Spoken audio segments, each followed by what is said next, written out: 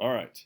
So in the last video, I showed you how to create a drop shadow um, for the bubble letter A. For this video, I'm going to show you how to create a three-dimensional bubble letter. We're going to use a very similar technique. You'll need 2 bits of crayon. I would really encourage you to try to find 2 bits of crayon that are, I know it seems like a minimal difference, but this red and orange are the same. So I'm going to put this one back. So you want them to be about the same width.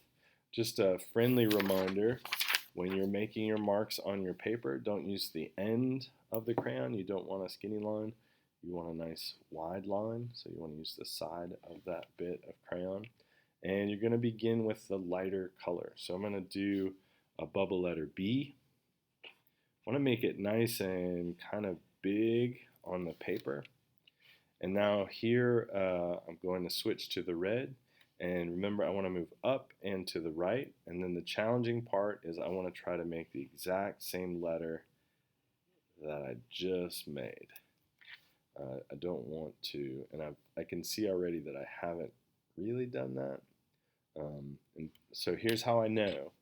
The upper part of this B is like up and to the right, but then this red should be up and to the right. So this should be up here.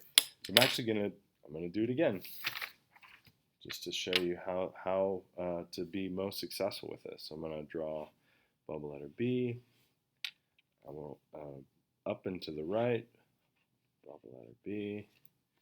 This is a little bit better. I can see there's a little bit of a tail there, so I'm gonna extend that just a bit. All right, so now here's how you take this bubble letter B and make it kind of three-dimensional. First thing I'm going to do is I'm going to trace around the outside of the red B. Want to trace really close to the edge of the crayon mark. So don't be real loose with this. You want to trace right next to the edge of the crayon mark. And now to make it look three-dimensional, I'm going to draw diagonal lines from any place that's like a corner. So there's a corner. Here's an inside corner, which maybe I'm going to draw to that inside corner. Here's another one. If you get a corner that the line that you draw diagonally is going to come across, then you don't draw that one.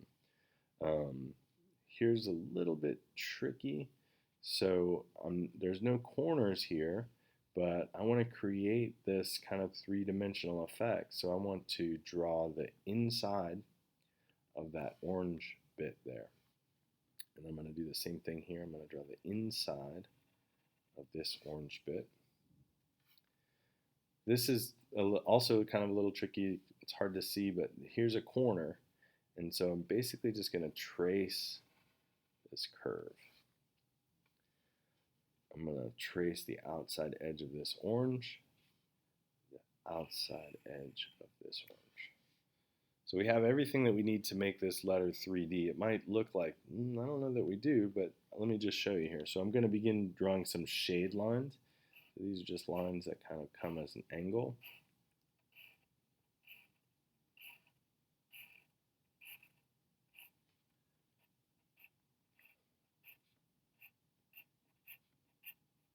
It's basically where the red letter connects to the new pencil lines that I have drawn. I'm going to extend my shadow lines here.